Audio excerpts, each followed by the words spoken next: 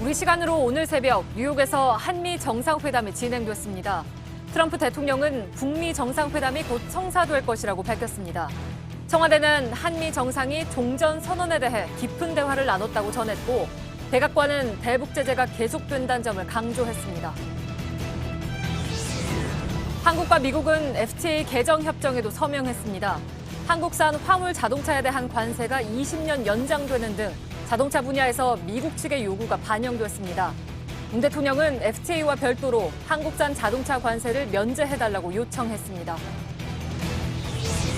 추석 연휴를 하루 남긴 오늘, 전국 고속도로 곳곳이 여전히 정체를 빚고 있습니다.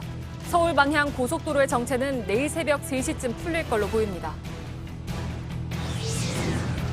오늘 새벽 부산에서 만취한 운전자가 몰던 차량이 인도로 돌진했습니다.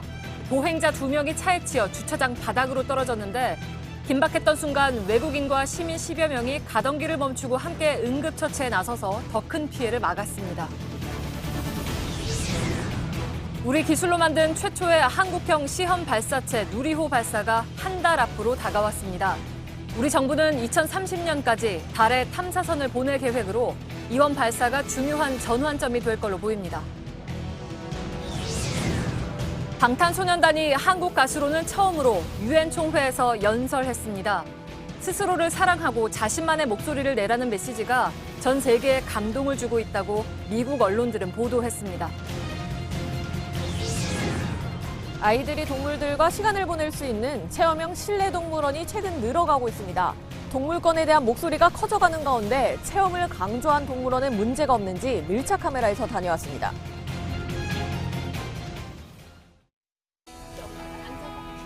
마스크가 필요 없는 세상으로. 내일을 바꾸는 현대 수소전기차. 예, 시청자 여러분, JTBC 뉴스룸을 시작하겠습니다. 오늘 새벽에 한미 정상회담이 열렸습니다. 문재인 정부 이후에 5번째입니다. 특히 이번에 관심이 모아졌던 것은 남북 정상회담 직후였기 때문이었죠. 회담을 마친 뒤에 청와대는 종전선언이 언급됐다는 점을 강조했고, 백악관의 브리핑은 제재는 계속된다에 방점이 찍혀 있었습니다. 이런 이유로 한미 양국의 메시지에 온도차가 있다는 지적이 나오기도 합니다. 그러나 백악관은 북미 정상회담의 일시와 장소를 조만간 발표하겠다고 밝히면서 조속한 개최를 다시 한번 확인했습니다. 트럼프 미 대통령의 메시지가 긍정적이지만은 않았지만 부정적으로만 바라볼 건 아니라는 분석이 나오는 이유이기도 합니다. 먼저 첫 소식으로 뉴욕에서 이성대 기자가 전해드립니다. 문재인 대통령은 트럼프 대통령 앞에서 북한의 비핵화 의지를 적극 설명했습니다. 이제 북한의 핵포기는 북한 내부에서도 되돌릴 수 없는, 되돌릴 수 없을 만큼 공식화되었습니다. 지난주 남북 정상회담에서 김정은 위원장이 트럼프 대통령을 빨리 만나 비핵화 과정을 끝내고 싶다는 뜻을 밝혔다는 사실도 다시 강조했습니다. 트럼프 대통령도 북한 문제에 상당한 진전이 있었다며 조만간 만남이 성사된다고 공개했습니다. What happens, but we will be having a second summit in the not too distant future. 문 대통령은 평양 공동선언에서 북한이 요구했던 상응 조치가 구체적으로 무엇인지도 설명했습니다. 미국 쪽의 상응 조치를 포함한 협조 방안에 대해 긴밀한 소통과 공조를 지속해 나가기로. 특히 청와대는 두 정상이 종전선언에 대해서도 깊이 있게 논의했다고 밝혔습니다. 다만 청와대는 트럼프 대통령이 종전선언이나 북한이 요구한 상응 조치에 대해 어떤 반응을 보였는지에 대해선 구체적으로 언급하지 않고 신중한 입장을 내놨습니다. 뉴욕에서 JTBC 이성대입니다. 예, 백악관은 회담 후에 공식 발표문을 통해서 머지않은 미래에 북미 2차 정상회담 계획을 논의했다고 확인했습니다. 다만 백악관은 북한이 말한 미국에 상응하는 조치에 대한 언급은 없었고 종전선언에 관한 얘기도 내놓지 않았습니다. 그 배경은 무엇인지 이번 뉴욕 회담을 취재한 김현기 특파원을 연결하겠습니다. 자, 김현기 특파원, 백악관의 기류부터 좀 살펴볼까요? 네, 백악관이 회담 후 내놓은 공식 발표를 보면 크게 3가지로 요약을 할 수가 있습니다. 먼저 2차 북미 정상회담을 가까운 시일 내에 하겠다는 겁니다. 지난 10일 샌더스 대변인은 김정은 위원장이 트럼프 대통령에게 보낸 친서에서 2차 북미 정상회담 개최를 요청을 했고 이미 일정을 조율 중이다 이런 발표를 한 바 있는데요. 오늘 트럼프 대통령이 이를 직접 공식화했다는 데 의미가 있습니다. 다음은 북한의 FFVD, 즉 최종적이고 완전하게 검증된 비핵화를 달성하기 위해선 아직 할 일들이 많이 남아있다는 것이고요. 다음으로 대북 제재는 비핵화의 마지막 순간까지 계속한다. 이것을 강조한 것이라 볼 수 있겠습니다. 예. 자, 트럼프 미 대통령이 2차 정상회담을 곧 하겠다 이렇게 말하는 것은 비핵화 협상과 관련된 논의가 진전이 됐다. 이렇게 볼 수 있는 근거일 수도 있죠. 예, 그렇게 볼 수 있겠습니다. 오늘 한미 정상회담이 열리기 3시간 전쯤에 폼페이오 장관, 볼턴 보좌관, 헤일리 유엔 대사, 이른바 북핵을 담당하는 3인방이죠. 이들이 이례적으로 공동 기자회견을 열었는데요. 이 자리에서 폼페이오는 상당히 자신만만해했습니다. 지금 많은 일들이 일어나고 있고 북한과의 대화 일부는 비공개로 조용히 진행될 수밖에 없다. 이런 말도 했습니다. 백악관 관계자는 트럼프 대통령이 이번에 2차 북미 정상회담을 결단했다는 것 자체가 북한이 이미 포괄적 비핵화 로드맵을 제시를 했고 이에 트럼프 대통령이 긍정적인 평가를 내렸다는 것을 뜻한다. 이런 분석을 내놓기도 했습니다. 예. 자, 그런데 조금 아까 이제 말씀드린 것처럼 이번에 미국 반응 속에는 종전 선언에 대한 언급은 없습니다. 또 후속 조치들에 대한 긴밀한 조율이라는 포괄적인 표현은 들어가 있는데, 그래서 이걸 북한이 제시했다는 이른바 이제 플러스 알파에 미국이 노라고 하는 것이 아니냐 이런 지적이 나올 수도 있는데 그건 어떻게 봐야 될까요? 예, 이렇게 봐야 될 것 같습니다. 먼저 미국으로선 당초부터 이번 회담에서는 종전 선언 이야기를 대외적으로 언급하기가 힘들었을 거란 지적입니다. 예. 이번 유엔 총회 기간 동안에 미국은 대북 제재 유지의 필요성을 강조하는 특별 회담까지 소집을 하고 있죠. 그런 마당에 종전 선언에 적극적으로 나서는 모양새를 보이기는 힘들었을 거란 지적입니다. 둘째로 미국으로선 직접 북미 접촉을 통해서 북한의 진위를 직접 확인하는 절차를 거치길 원했을 거란 점입니다. 마지막으로 북한이 소위 플러스 알파죠. 어떤 비핵화 조치에 대한 약속을 했다고 하더라도 섣불리 종전선언 카드를 내줘서는 안 된다는 미국 내 강경 여론도 작용했을 거란 분석이 나옵니다. 예. 그럼 오늘 공식적으로 나온 얘기 말고 진짜 얘기는 폼페이오가 네 번째로 방북을 해서 이루어질 가능성이 상당히 높군요. 예, 그렇습니다. 폼페이오 장관이 4차 방북을 통해서 이 부분에 대한 조율을 할 수밖에 없고요. 다만 이 미국이 내놓을 상응하는 조치에 대해서 트럼프 행정부는 일관되게 말할 수 없다는 답변을 반복하고 있습니다. 하지만 폼페이오가 이끄는 국무부의 경우는 북한의 비핵화 카드가 어떤 것이냐에 따라선 어차피 종전선언이라는 게 정치적 선언인 만큼 해줄 수 있는 게 아니냐 이런 기류가 있습니다. 다만 북한이 말하는 미국에 상응하는 조치라는 것이 초기 단계부터 과도한 제재 완화라거나 제재 해제를 뜻하는 것이라면 북미 협상이 다시 교착 상태에 빠질 가능성이 커 보입니다. 예. 김현기 특파원이었습니다. 자, 오늘 정상회담을 앞두고 가장 궁금했던 것은 역시 북한이 미국에게 따로 한 말이 무엇이냐 하는 것이었습니다. 또 지금까지 나온 미국 측의 반응을 어떻게 볼 것인가, 또 중재를 맡은 청와대의 입장은 무엇인가 하는 것들도 매우 중요해 보이죠. 앞서 김현기 특파원의 보도처럼 모두가 약간씩은 좀 딜레마가 있는 상황으로 보입니다. 전진배 정치부장과 그것이 무엇인지 잠깐 좀 짚어보도록 하겠습니다. 자, 오늘 정상회담에 대한 평가는 좀 엇갈리는 상황인 것 같습니다. 예. 미국이 특별한 입장을 내지는 않은 것으로 알려졌는데요. 예, 그렇습니다. 당초에 김현기 특파원이 지금 설명하는 것처럼 플러스 알파 부분이 굉장히 강조가 됐습니다. 예. 남북 한미 정상회담 직전에도 플러스 알파가 과연 무엇이냐, 그리고 트럼프가 내놓을 여기에 대한 반응이 뭐냐, 이 부분에 이제 관심이 집중이 됐는데 예. 사실 오늘 나온 메시지만 보면 사실 무덤덤한 입장이었습니다. 지금 잠시 준비해 놓은 게 있는데요. 잠시 예. 보시면 청와대 쪽 반응을 보면 미국 쪽의 상응 조치, 협조 방안, 긴밀한 소통 이런 쪽으로 긍정적인 메시지가 있었지만 예. 백악관에서 나온 자료를 보면 아주 일상적인 얘기들입니다. 그러니까 일반적으로 기존에 한두 달 전부터 계속 해왔던 얘기들을 보도 자료로 낸 게 전부였습니다. 예. 자, 이것만 본다면 그래서 회담이 뭐 혹시 좀 예. 덜컹된 게 아니냐, 서로 좀 안 맞은 부분이 있지 않느냐 이런 분석이 나올 법도 한데 어떻게 예. 봐야 될까요? 예, 그렇습니다. 미국 쪽 언론에서는 그런 반응이 나오는 게 사실입니다. 예. 그런데 가장 중요한 부분은 전문가들의 해석은 타이밍상 한미 정부 쪽에서 모두 조심스러운 입장을 낼 수밖에 없었다라는 겁니다. 일단 예. 우리 청와대 입장을 들어보면요. 청와대의 경우에 이번에 한미 정상회담 직전부터 그리고 이후까지 계속해서 그 종전 선언 부분을 상당히 강조를 했습니다.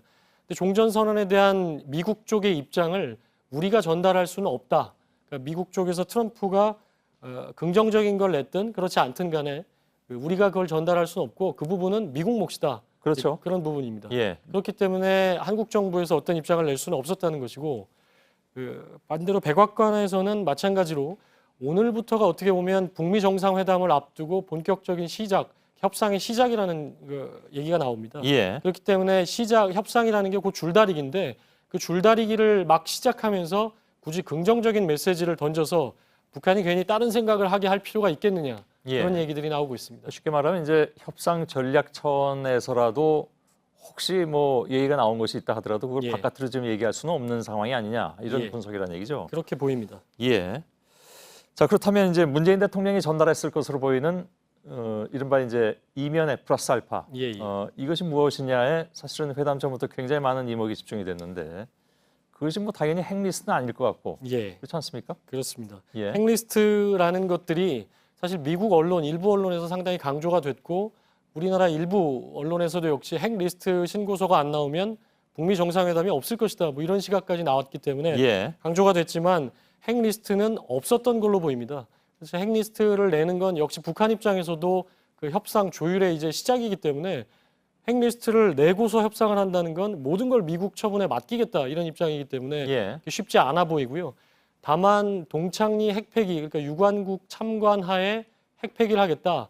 그리고 그 하나가 또 나왔던 게 그 영변 핵시설을 영구 예. 폐기하겠다는 게 지난주에 나온 거 아닙니까?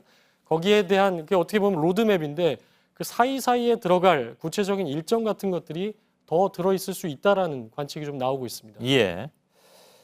자, 바로 그것 때문에 혹시 이제 트럼프의 성에 차지 않았을 가능성 뭐 이런 것도 없습니까? 트럼프의 입장이 공식적으로 나오지는 않았기 때문에 정확히 알 수는 없습니다만 예, 예. 사실 오늘 문재인 대통령이 김정은 위원장의 뜻을 그 의지를 전달한 것 이전에 이미 트럼프 대통령에게는 다각 여러 가지 채널을 통해서 북한의 어떤 입장이 전달이 된 걸로 그렇겠죠. 이게 나오고 있습니다. 저희들이 몰랐던 친서만 해도 2번이 더 간 걸 수도 그렇습니다. 있으니까. 예. 그렇기 때문에 오늘 문재인 대통령 말을 듣고 실망을 해서 오늘 메시지가 뭐 뜨뜻미진하게 나왔다. 뭐 그런 것은 사실 아닌 걸로 보이고요. 예. 청와대 관계자들의 얘기도 올해 초만 해도 존 볼턴 보좌관이 미국은 이제 리비아식 모델만을 고집한다. 이게 아니면 회담을 안 한다. 그래서 핵 리스트 신고가 반드시 필요하다라는 입장이었지만 예. 최근에는 미국 입장도 그렇지는 않다. 이렇게 해석을 하고 있습니다. 예. 그래서 북미 정상회담은 10월 중에 열리긴 열린다고 봐야 되는 거겠죠? 예, 지금까지 과정을 보면 그렇습니다. 오늘 나온 정상회담 이후에도 바로 나온 메시지가 조만간 정상회담의 일정 그리고 장소를 공개하겠다. 조금씩 이렇게 좀 한 발씩 나가고 있는 입장이기 때문에 그렇고요. 다만 앞으로 한 2, 3주가 굉장히 중요할 것 같습니다. 이번엔 1차 북미 정상회담하고 굉장히 여러 가지로 다른데 그중에 가장 대표적인 게 그 미국의 중간 선거가 있습니다. 11월 6일이죠. 그렇습니다. 예. 11월 6일이 있기 때문에 트럼프 대통령의 머릿속에는 오로지 북미 정상회담이라는 게 미국의 그 중간 선거에 유리한 것이냐 아니냐 그 정치적 계산만 들어있다는 게 미국 언론 그리고 전문가들의 분석입니다. 예. 그렇기 때문에 이게 과연 1차 회담 때는 사실 미국 언론에서 비판적인 시각을 많이 냈습니다. 그래서 된 게 없다. 당초 기대만 키웠지만 역시나 소문난 잔치에 먹을 게 없었다라는 얘기가 나왔는데 예. 만약에 그렇게 될 경우에는 폼페이오의 방북이나 이런 것들이 있었을 때 그렇게 감지가 된다면 트럼프 대통령이 전격적으로 취소할 가능성도 있다. 예. 관측이 나오고 있습니다. 그럼 결국 이제 평양으로 폼페이오가 갔을 때 예. 거기서 어떤 얘기가 나오느냐, 예. 어디까지 합의할 수 있느냐, 이것이 그렇습니다. 북미 회담이 열릴 수 있느냐 없느냐, 혹은 열리되 언제 열릴 것이냐, 이것까지 결정을 짓는다는 얘기가 되겠군요. 그렇습니다. 그 프로세스가 앞으로 2, 3주라고 제가 말씀을 드렸는데 예. 잠깐 보시면 지금 11월 6일이 중간 선거였고요. 지금 이용호 북한 외무상이 뉴욕에 도착해 있습니다. 오늘 도착을 하고요. 폼페이오 국무장관과 회동을 거쳐서 그 다음에 비건 그 국무부의 대북정책 특별대표가 오스트리아 빈에서 최선희 외무성 부상으로 예상이 되는데요. 예. 북한 측과 최종 조율을 하게 됩니다. 그 최종 조율에서 잘 된다면 4차 방북이 이루어질 것이고 예. 그 4차 방북이 만약에 성사가 된다면 이건 결국 북미 정상회담을 하는 게 맞다 이렇게 볼 수가 있습니다. 예. 그 4차 방북에서는 결정적으로 트럼프 대통령과 김정은 위원장이 만나서 발표할 내용까지 거의 확정이 될 걸로 보이기 때문에 예. 그때가 된다면 북미 정상회담이 11월 6일에 그 중간 선거 전에 열릴 수 있다. 예. 그리고 그 메시지도 1차 때와는 달리 좀 더 명확할 것이다. 이렇게 관측할 수 있을 것 같습니다. 2차 북미 정상회담을 지금 11월에 표시해 놓긴 했는데 편의상 그랬을 뿐이지 사실은 10월 10일부터 11월 그렇습니다. 5일 사이 언제든. 그렇습니다. 그러나 뭐 선거에 바로 근접해서 하지는 않을 것이다 하는 일반적인 예상은 예. 할 수 있겠죠. 최소한의 일정으로 볼 때 10월 셋째 주, 둘째 주 뭐 이렇게 거론은 되고 있습니다. 예, 알겠습니다. 전진배 정치부장이었습니다. 수고했습니다. 예, 북미 2차 정상회담이 열리게 되면 언제 어디서 만날 것인가 이 또한 말씀드린 대로 큰 관심사인데 11월 초에 미국 중간 선거를 감안한다면 다음 달 중순쯤 두 정상이 만날 것 같긴 합니다. 장소는 일단 싱가포르는 제외됐습니다. 이서준 기자입니다. 2차 북미 정상회담이 성사된다면 10월 중 열릴 가능성이 높습니다. 11월 6일 중간 선거 전에 회담을 여는 것이 선거를 치러야 하는 트럼프 대통령에게 유리하기 때문입니다. 장소는 예측하기 쉽지 않습니다. 일단 싱가포르는 제외됐습니다. It'll be similar to the format we had before, most likely a different location. Again, it will be announced pretty soon. I think a lot of progress has been. 1회 회담을 앞두고 판문점이 후보지로 언급됐는데 이번에도 마찬가지입니다. 종전선언이 부각되면서 전쟁을 멈춘 곳, 즉 정전선언이 이뤄진 판문점에서 전쟁을 끝낸다는 의미가 있습니다. 평양과 워싱턴도 거론되지만 어느 쪽을 택하든 서로에게 부담이 크다는 지적이 있습니다. 비핵화 실무협상 장소인 오스트리아 빈도 언급되고 있습니다. 청와대는 1차 싱가포르 회담 뒤로 거의 한 발짝도 나아가지 못한 북미 관계가 이번 2차 회담을 계기로 진전되길 기대하고 있습니다.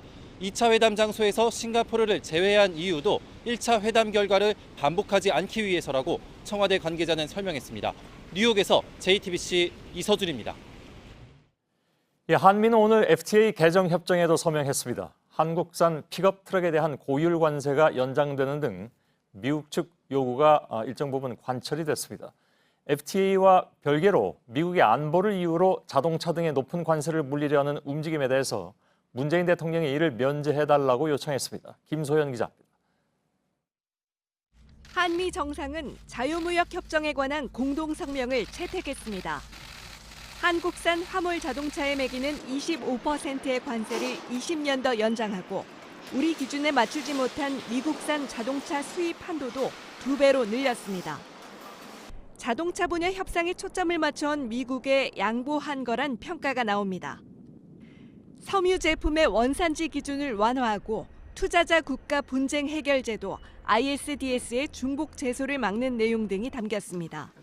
전 세계 주요국들이 미국의 통상 쓰나미에 휩싸여 있는 상황에서 트럼프 행정부 출범 이후 가장 먼저 타결되고 서명된 무역 협정이 한미 FTA 개정 협상이라는 것은 그 자체가 의미가 있다고 봅니다.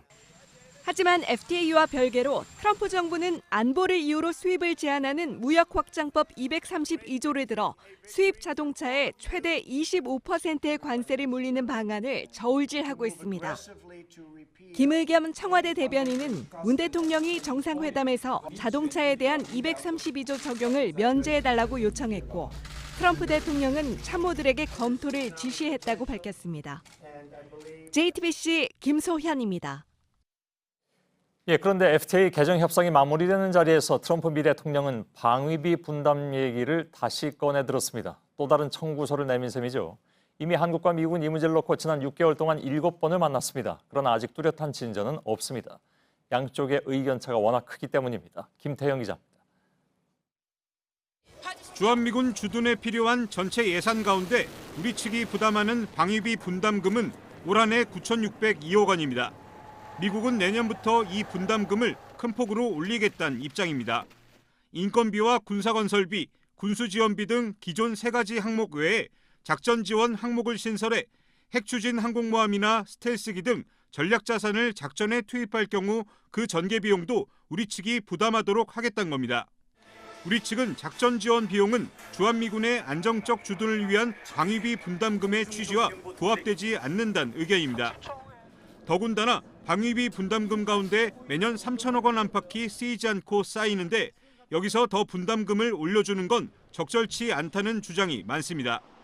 한미 양국은 지난 6개월간 7차례 만나 논의해왔지만 결론을 내지 못했습니다. 이런 가운데 오늘 한미 정상이 만나 이 문제를 거론한 겁니다. 청와대 핵심 관계자는 방위비 분담 문제도 거론됐다고 밝혔습니다. 두 정상의 대화가 확인된 만큼 그간 평행선을 달려오던 방위비 분담 협상이 접점을 찾을 거란 관측도 나오고 있습니다. JTBC 김태영입니다. 중간 선거를 앞두고 트럼프는 북핵 문제를 정치적 카드 중에 하나로 계산하느라 바쁘지만 사실 내부적으로는 굉장히 곤혹스러운 이슈가 있습니다. 지금부터는 그 얘기입니다. 얼마 전에 뉴욕타임즈는 익명의 고위 관리 칼럼을 통해서 트럼프 행정부 안에서 대통령을 제거하려는 모의가 있었다고 전한 바 있죠. 사실이라면 주도 세력이 누구일지 관심을 증폭시켰는데 미묘한 시점에 사의를 표명하고 나선 미국 법무부 부장관이 주목되고 있습니다. 역시 뉴욕타임즈가 며칠 전에 보도한 트럼프 대통령 직무를 박탈하려던 모의에 연관돼 있는 인물이어서 파장이 커지고 있습니다. 이주찬 기자입니다.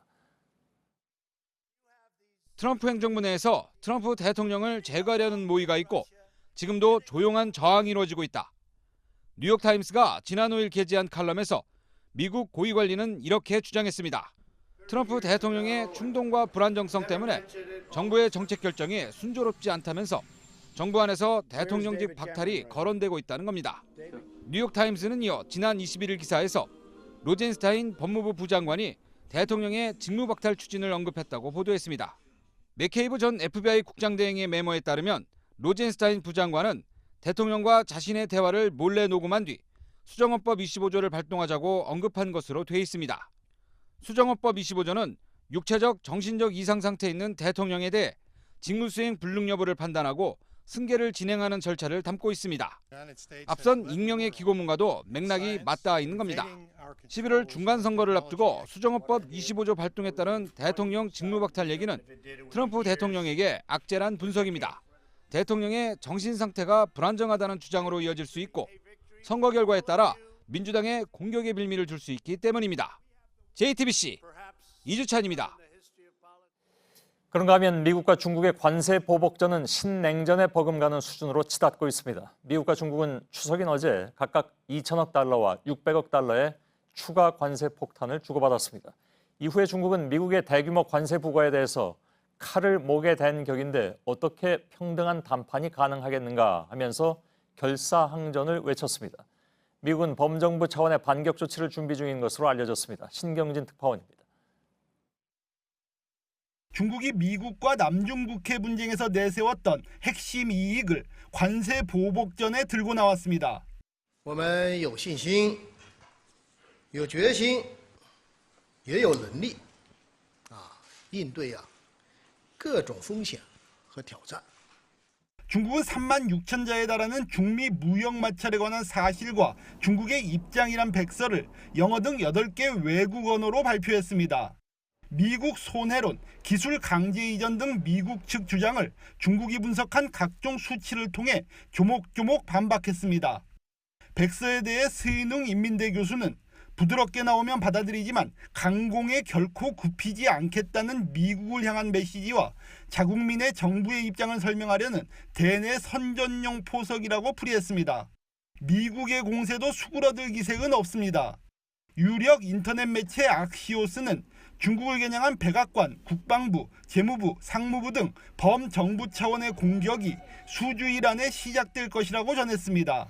실질적인 이번 공격은 미국에 침투한 중국의 적대 행위에 대한 새로운 폭로가 될 것이라고 예고했습니다. 이번 폭로는 미중 관세 보복전이 무역을 넘어 전방위로 확산할 분수령으로 주목되고 있습니다. 베이징에서 JTBC 신경진입니다. 네, 오늘도 고속도로 곳곳에 집으로 돌아가는 차량들이 몰리고 있습니다. 서울 요금소에 취재기자 나가 있습니다. 신아람 기자, 지금 교통 상황부터 좀 전해주실까요?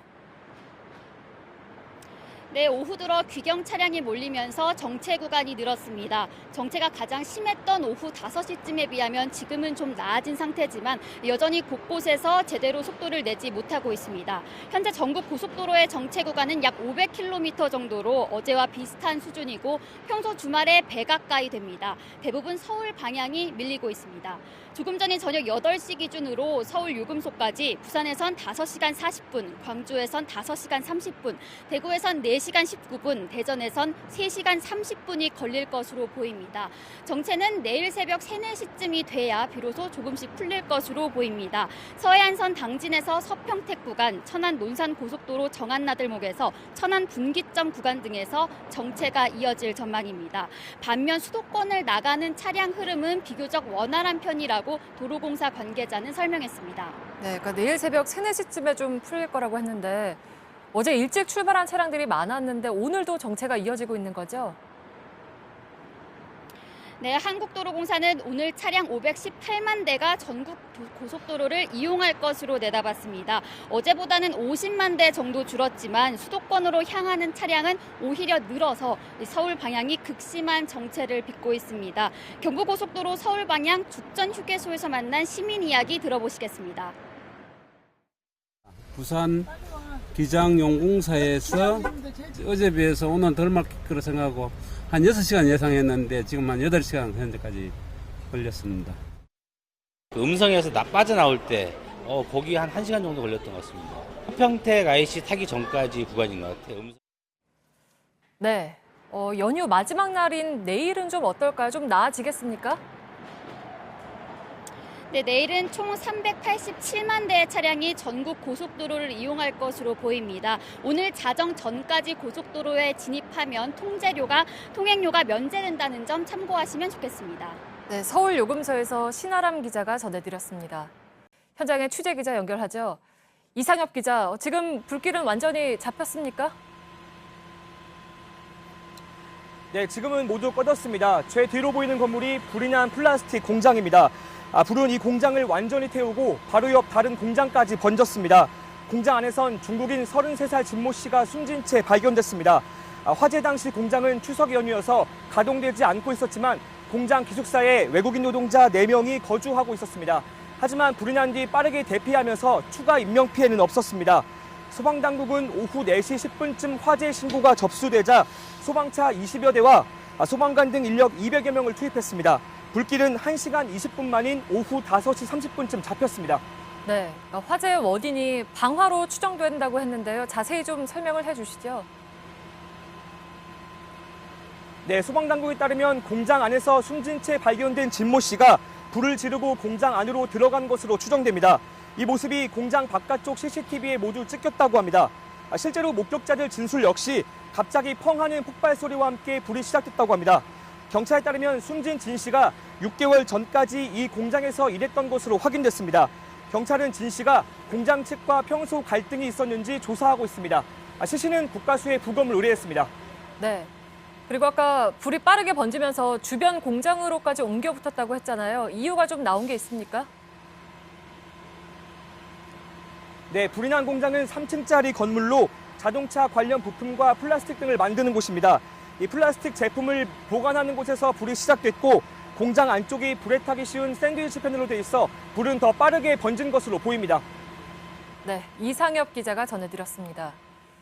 그리고 오늘 새벽 부산에서는 음주 운전자가 몰던 차량이 인도로 돌진했습니다. 1명이 중태에 빠졌고 모두 4명이 다쳤습니다.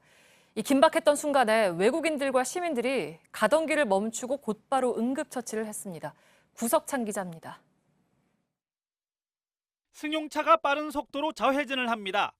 갑자기 중심을 잃고 인도로 돌진하더니 보행자 2명을 들이받습니다. 오늘 오전 2시 25분쯤 부산 미포 오거리에서 일어난 사고로 휴가 나온 군인 22살 윤모 씨가 의식 불명에 빠지고 친구 배모 씨는 넓적다리 뼈가 부러졌습니다. 운전자 26살 박모 씨와 동승자는 타박상을 입었습니다. 저는 수치가 0.134가 나왔으니까 취소 수치죠. 사고 현장입니다. 승용차가 들이받은 충격에 난간 위에 철제 펜스는 떨어져 나갔고 차량 파편은 널브러져 있습니다. 3m 아래 화단과 주차장도 깨지고 부서진 흔적들로 어지럽습니다. 추석을 맞아 밤 늦게까지 여행을 즐기던 외국인과 시민 10여 명이 사고를 보고 달려왔습니다. 차량에 치인 뒤 주차장 바닥으로 떨어진 피해자들에게 곧바로 응급처치를 했습니다. 외국인들 이제 선택하니까 고마웠다. 자기 옷 벗어서 부추인가 지혈하면서 소방서 분자하고 좀. 경찰은 운전자 박 씨를 도로교통법 위반 등의 혐의로 입건해 추가 조사 후 처벌 수위를 결정할 방침입니다. JTBC 구석찬입니다. 취업이나 아르바이트 자리라도 절실한 청년들을 노리는 범죄가 여전히 많습니다. 취업을 미끼로 성희롱을 하거나 개인정보를 빼돌리는 시기입니다. 전다빈 기자입니다. 18살 검정고시생 김모 씨는 아르바이트 자리를 구하려다 끔찍한 경험을 했습니다. 구직 포털에 일자리를 주겠다는 사업주가 나타나 전화했더니 잠자리를 요구하는 등 성희롱 발언을 쏟아내기 시작한 겁니다.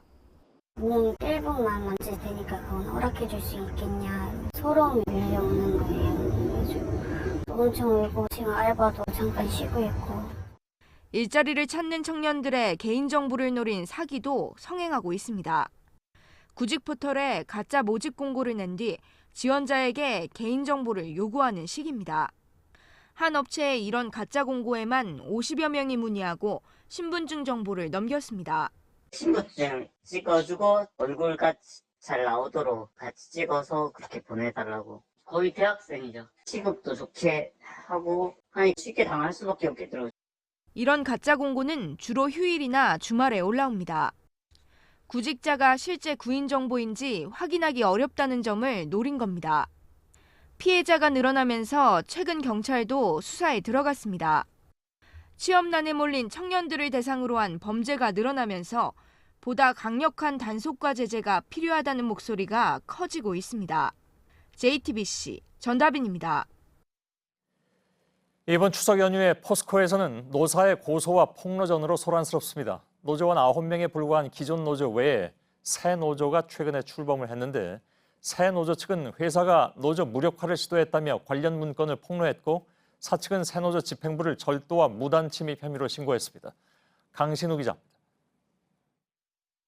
지난 주말 포스코 노무협력실 직원들이 본사에서 차로 20분 거리인 연수원 건물에서 분주히 작업을 합니다. 잠시 뒤 새노조 집행부가 도착하면서 언성이 높아지고 몸싸움도 벌입니다. 이거 그 자료 한번 봐요 그러면. 이거 있는데 아까 따뜻한 자료요. 저 뭐 공개해요.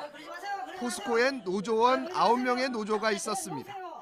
하지만 노동자들 사이에서 기존 노조가 사측에 꼭두각실한 불만이 쌓이면서 결국 지난 13일 새 노조가 출범했습니다. 현재 노조원 수가 1000명을 넘어섰고 민주노총에도 가입한 상태입니다. 이날 새 노조 측이 확보한 문건과 메모엔 향후 시나리오, 수싸움 시작, 지속적인 새 확보란 글귀가 눈에 띕니다. 시범부서를 선정해 조직화하는 계획이 있습니다. 또 새 노조를 부정적으로 묘사한 익명의 직원 호소문도 있었습니다.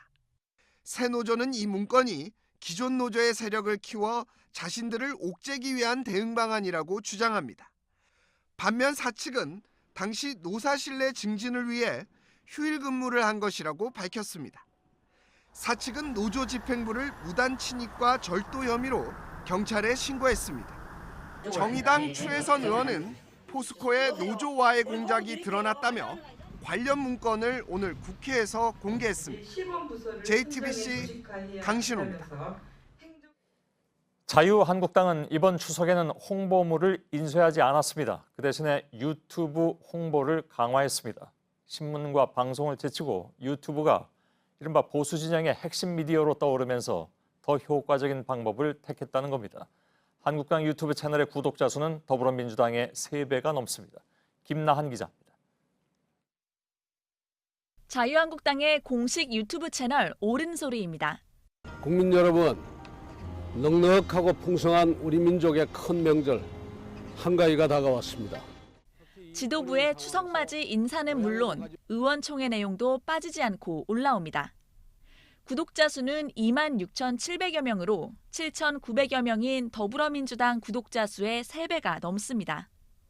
한국당의 유튜브 채널이 이렇게 인기를 얻는 바탕에는 장년층 이상에서 유튜브 사용자가 크게 늘어난 현실이 깔려 있습니다.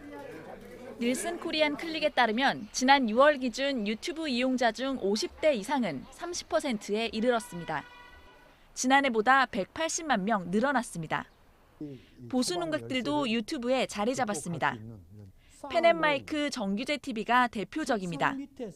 구독자 약 26만 명인 이 유튜브 채널의 인기 등에 힘입어 정규제 씨는 올해 시사저널 조사에서 영향력 있는 언론인 10위에 오르기도 했습니다. 김문수 전 경기도지사가 진행하는 김문수 TV도 구독자가 5만여 명에 달합니다. 이런 상황은 여야의 미디어 정책에도 영향을 주고 있습니다. 디지털 미디어에 우호적이던 민주당은 유튜브가 가짜뉴스의 온상이 되고 있다며 규제의 필요성을 주장하기 시작했습니다. 반면 한국당은 유튜브 규제가 국가주의적 발상이라고 반발하고 있습니다. JTBC 김나은입니다. 반세기 전인 1969년에 미국이 처음으로 달에 발을 디뎠고 그 장면은 한국의 가정에도 텔레비전으로 생중계됐습니다. 저는 그때 텔레비전 속에 생중계되는 달 표면과 하늘 위에 뜬 달을 동시에 봤던 놀라운 경험을 했던 세대이기도 합니다. 일본과 중국, 인도까지 달 탐사 위성을 쏘아 올렸죠. 우리 역시 언젠가는 추석이나 대보름에 소원을 비는 대상으로서만의 달이 아니라 탐사와 연구의 대상으로도 달을 가까이 둘 수 있을까? 국내 기술로 만든 한국형 시험 발사체 누리호가 다음 달 25일에 시험 발사됩니다. 성공해서 기술이 축적이 되면 12년 뒤인 2030년에는 달 탐사선을 보냅니다. 송지혜 기자입니다. 우리 기술로 만든 한국형 시험 발사체 누리호가 발사대로 이동합니다. 아파트 10층 높이에 해당하는 25.8m 크기에 무게는 52.1톤입니다. 75톤짜리 엔진 하나로 움직이는데 경차 75대를 지상에서 하늘로 쏘아 올릴 수 있는 힘입니다. 국가우주위원회는 이 시험 발사체를 다음 달 25일 발사하기로 했습니다. 3단형 누리호는 1단에는 75톤 엔진 4개를 묻고 2단은 75톤 엔진 하나만 들어갑니다. 3단은 이미 발사 성공 경험이 있는 7톤 엔진이 들어갑니다. 한국형 발사체가 성공한 뒤 정부는 2030년까지 달에 탐사선을 보낼 계획입니다. 이번 시험 발사는 우리나라 독자 우주 발사체인 누리호 개발을 위한 가장 중요한 과정 중 하나입니다. 시험 발사가 성공하면 개발 중인 한국형 발사체 개발이 탄력받을 수 있기 때문입니다. 한국형 발사체 개발이 마무리되면 우리나라는 달 탐사는 물론 자력으로 기상과 과학 등 다양한 인공위성도 발사할 수 있습니다.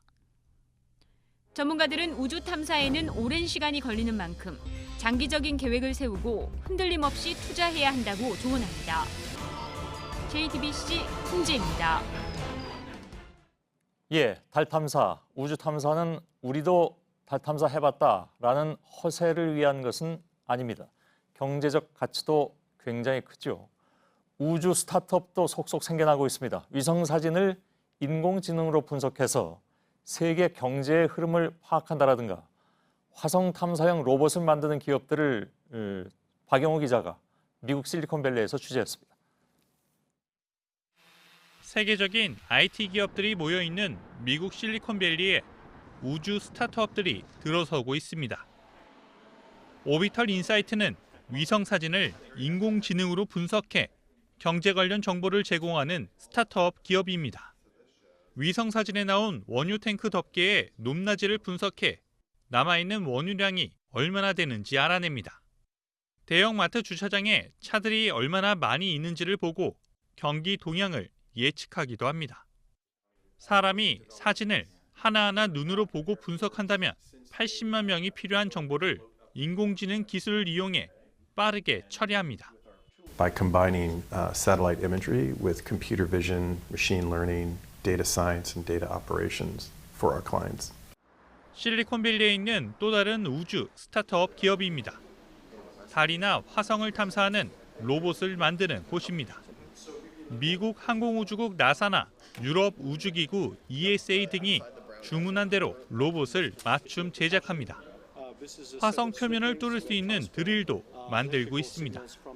이들은 우주 스타트업이라고 해서 천문학적인 투자가 필요하지는 않다고 강조합니다. From what I've seen, it's not really about money at this present. It's about people. It's about attracting great talent, and it's about retaining those people. 우리나라의 우주 시장 점유율은 1% 남짓. 그나마 소형 인공위성 분야에 몰려 있습니다.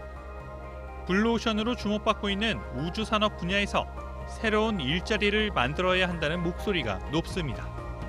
JTBC 박여우입니다. 네, 이제 다른 수식어가 필요 없을 것 같습니다. 방탄소년단 BTS가 UN 무대에 섰습니다. 스스로를 사랑하고 자신의 이야기를 하라면서 세상에 깊은 울림을 전해주었습니다. 심재우 특파원입니다. 방탄소년단 BTS 멤버 7명이 무대 앞에 섭니다. 검은색 정장 차림입니다. 리더 R.렘이 BTS를 대표해 연설을 시작합니다. My name is Kim Namjoon, also known as RM, the leader of the group BTS. 어린 시절 힘들었던 경험을 이야기했습니다. I think that's when I began to worry about what other people thought of me and starting seeing myself through their eyes. 그렇게 사라졌던 꿈은 나를 돌아보고 스스로를 보듬기 시작한 이후 다시 찾아왔다고 고백했습니다. But I'm going to embrace myself as hard as I can. And I'm starting to love myself gradually, just little by little. What is your name? Speak yourself. Thank you very much. 방탄소년단은 지난해 11월부터 유니세프와 함께 청소년 폭력을 없애자는 러브 마이셀프 캠페인을 시작했습니다. 자신들의 앨범 이름을 따왔습니다. 방탄소년단은 이 캠페인을 위해 5억 원을 기부했습니다. 미국 ABC 방송은 방탄소년단이 주제의식이 뚜렷한 음악으로 전 세계를 하나로 묶고 있다고 보도했습니다. 자신의 목소리를 내고 자신을 사랑하라는 방탄소년단 리더의 외침이 전 세계 청년들의 가슴 속에 울려 퍼지고 있습니다. 뉴욕에서 JTBC 심재우입니다. 네, 대만으로 향하던 24호 태풍 짜미가 방향을 틀었습니다. 일본을 강타했던 태풍 제비만큼 강합니다. 기상청은 일단 한반도에 상륙할 가능성을 낮게 보고 있지만 경로가 매우 유동적이라 긴장을 늦출 수 없습니다. 윤영탁 기자입니다. 24호 태풍 짜미는 크고 선명한 눈을 가졌습니다. 현재 중심기압 920헥토파스칼, 중심부에선 최대 초속 53m의 거센 바람이 불고 있습니다. 크기는 중형인데 강도는 매우 강한 태풍으로 분류됩니다. 지난 4일 일본 오사카를 덮친 태풍 제비와 전성기 세력이 비슷합니다. 오늘 오전 일본 오키나와 먼 바다까지 와서는 사람이 걷는 속도인 시속 4km로 속력을 줄인 채 북쪽으로 방향을 틀었습니다. 일요일 오전쯤 제주 남쪽 먼 바다까지 진출할 걸로 예상되지만 이후 경로가 매우 유동적이어서 현재로선 정확한 예측이 어렵습니다. 기상청의 오늘 발표만 봐도 새벽엔 한반도 쪽, 오전엔 동해상, 오후엔 일본 규슈 쪽으로 예상 경로가 바뀌었습니다. 현재 한반도 상공엔 북태평양 고기압 대신 북쪽에서 내려온 찬 고기압이 자리 잡고 있는데 이 고기압의 움직임이 큰 변수가 될 전망입니다. 태풍 5개 중 1개는 9월에 태어났을 정도로 가을 태풍은 활발하게 발생합니다. 가을 태풍은 찬 공기와 더운 공기가 충돌해 강력한 대기 불안정 상태가 만들어지기 때문에 더 많은 비, 더 센 바람으로 예상치 못한 피해를 일으킬 수 있습니다. JTBC 윤영탁입니다. 재판까지 간 이혼 건수가 2011년 이후 계속 줄고 있지만 결혼 20년이 넘은 부부가 헤어지는 이른바 황혼 이혼은 늘어났습니다. 2018년 사법 영감을 보면 지난 한 해 법원에 접수된 이혼 소송 사건은 3만 5천여 건으로 2016년에 비해서 1,700여 건이 줄었습니다. 지난해 이혼한 부부 10만 6천 쌍 가운데 황혼 이혼이 31.2%를 차지해서 역대 가장 높은 비율을 기록했습니다. 복권 판매량이 매년 늘고 있습니다. 자유한국당 심재철 의원이 기재부 복권위원회로부터 제출받은 자료에 따르면 올 상반기에만 복권이 2조 원 넘게 팔렸고 이 가운데 약 1조 9,700억 원이 로또 판매액으로 나타났습니다. 이 추세라면 올해 복권 판매량은 지난해 기록인 4조 1,538억 원을 넘을 것으로 보입니다. 오늘 낮 1시쯤 전북 전주의 한 아파트 4층에서 39살 여성 성모 씨가 떨어졌습니다. 성 씨는 추락하기 직전 술을 마신 상태에서 부모와 말다툼을 한 것으로 알려졌습니다. 성 씨는 경찰과 소방관들에 의해 곧바로 병원으로 옮겨졌지만 머리를 심하게 다쳐 치료 도중 숨졌습니다.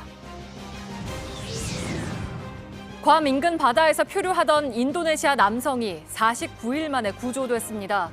현지 언론 보도에 따르면 인도네시아 남성 알디 노벨 아딜랑은 지난 7월 14일 술라웨사 섬 앞바다에서 뗏목을 묶은 줄이 강한 바람에 끊어지며 표류했고 물고기와 바닷물에 의지해 버티다 지난달 31일 파나마 화물선에 의해 구조된 사실이 뒤늦게 확인됐습니다.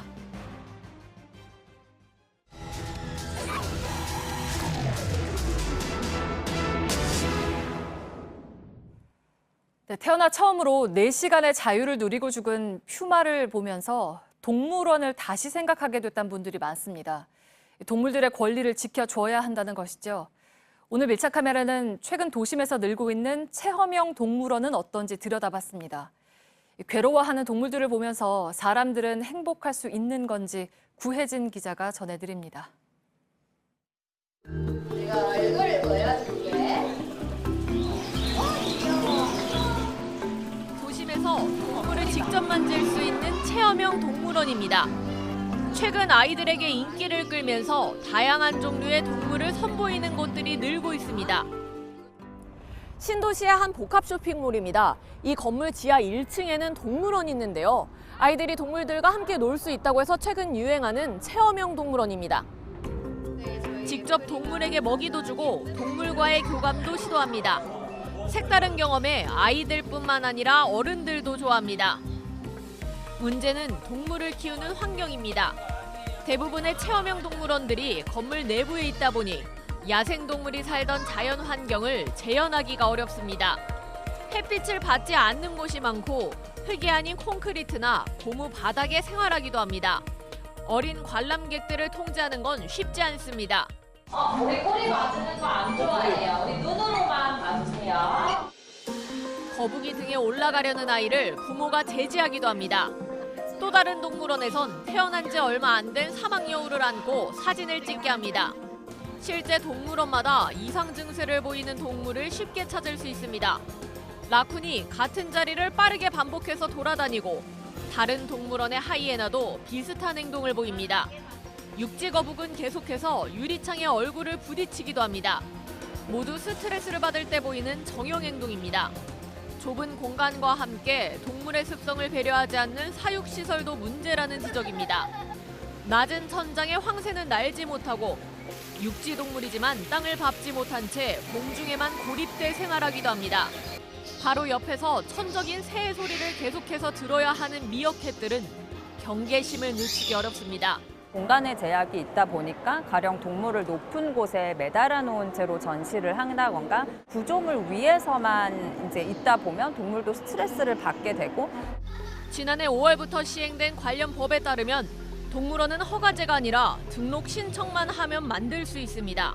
동물에게 제공해야 하는 환경이나 관련 시설에 대한 규정은 따로 없습니다. 해외에선 생태계를 재현한 환경에서 습성을 유지하면서 사육시설을 조성하는 추세입니다. 동물을 키우며 음료까지 파는 카페의 경우 신고 규정조차도 없습니다. 굴을 만드는 습성이 있는 미어캣은 바닥에 금이 간 곳을 찾아다니며 발로 파고 너구리 등 다른 동물에 공격성을 보이기도 합니다. 진짜 크었어. 먹은 거예요. 전문가들은 동물원이나 동물 카페에 대해 안전과 위생에 대한 최소한의 규정을 마련해야 한다고 지적합니다. 야생동물은 흔히 집에서 기르는 반려동물과는 달리 행동을 예측하기가 굉장히 어렵거든요. 인수공통 질병이 있거든요. 그런 질병이 감염되는 원인이 될 수도 있고요. 동물 카페나 체험형 동물원은 동물의 생태적 습성에 대한 고려는 거의 하지 않고 있습니다. 동물들이 행복해야 그걸 보는 사람들도 행복하지 않을까요? 밀착 카메라 구혜진입니다. 네, 내일 동해안과 제주에는 비가 조금 오겠고 일교차가 클 거라는 예보입니다. 예, 저희들은 내일도 최선을 다하겠습니다. 여러분 고맙습니다.